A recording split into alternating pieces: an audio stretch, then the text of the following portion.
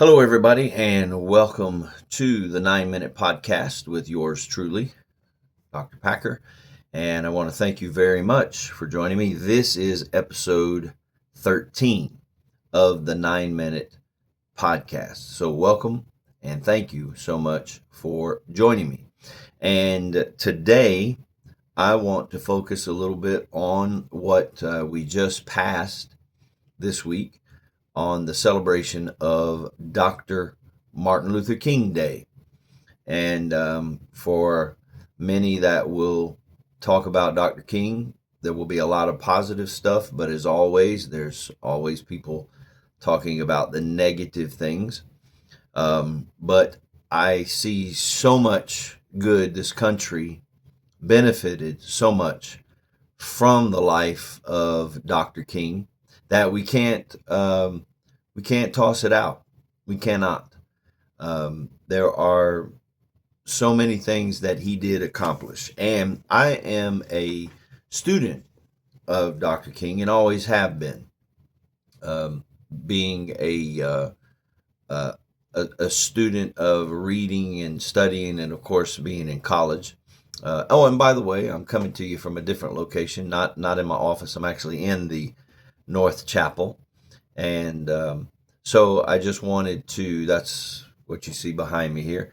And I just wanted to talk a little bit about the benefit of Dr. King, and specifically about the Montgomery bus boycotts and what came out of that, and how there are some things that we can learn and benefit right now today, especially in this political climate that we are living in and the times that we are living in as well. This is one of my favorite books that I have had for years. It's called A Testament of Hope. And this one book, as you can see, it's a pretty good sized book. It has the essential speeches as well as Dr. King's writings, including his letters from jail when he was incarcerated, along with many of the people during the many marches that he did. And it just says here it's the only major one-volume collection of his writings, his speeches, and his interviews, including the one that he did in one of the magazines that people said, "Why would a pastor be in that magazine?" And it was just about using every source possible to get his message out.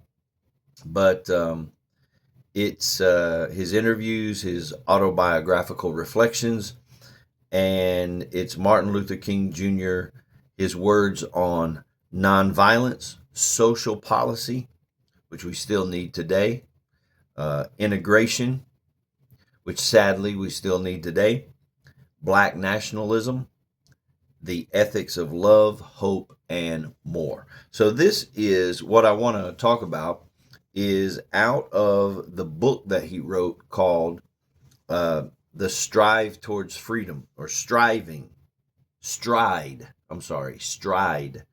Toward Freedom.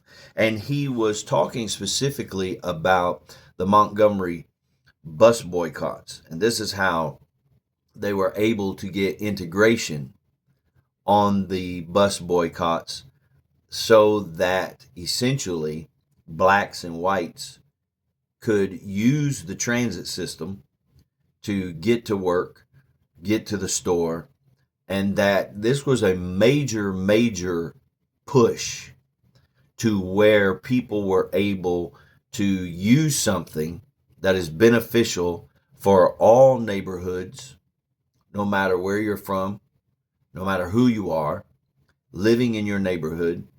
And Dr. King addressed that.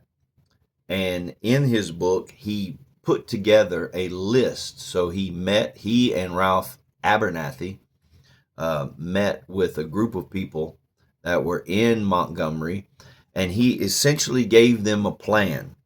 And it gives not only rules that he was saying, here's how we should respond.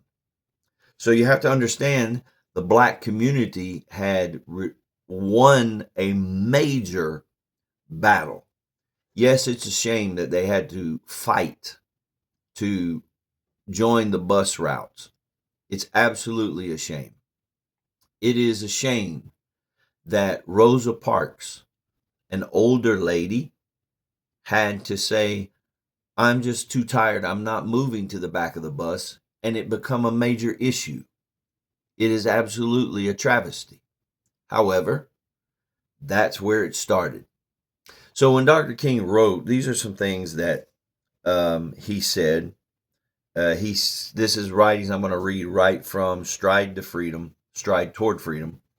Dr. King said, for your help and convenience, the following suggestions are made. Will you read, study, and memorize them so that our non-violent determination may not be endangered? And first, let me give you some suggestions. And there's several here. I won't get through all of them, but I want to talk about them and how they apply to us here today. So he said, number one, the very first thing that he wrote was, not all white people are opposed to integrated buses, except goodwill on the part of many.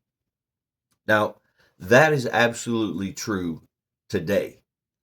That it was specifically about the buses, but there also is a need to inform and reaffirm that no matter what is coming out of, I want to be very careful here, but no matter what is coming out of this political climate or administration or those that are around, not all people are aligned with that, and not all white people are aligned with that. You see, Dr. King understood, and he was also trying to get the people of Montgomery to understand that they were not in this battle by themselves, that there were, as it looked like it was whites versus blacks, Dr. King was very clear that not all white people are opposed to the integrated buses, and they are willing to give goodwill and have been working through the scenes and behind the scenes.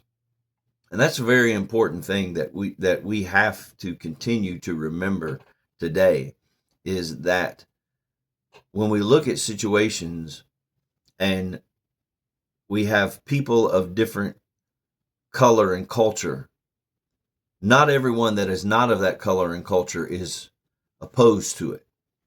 And there are many that are working behind the scenes as well. It's a very important thing to understand that this is about the human race. And that was one of the things that Dr. King continued to push, is that this isn't about exalting one race above another.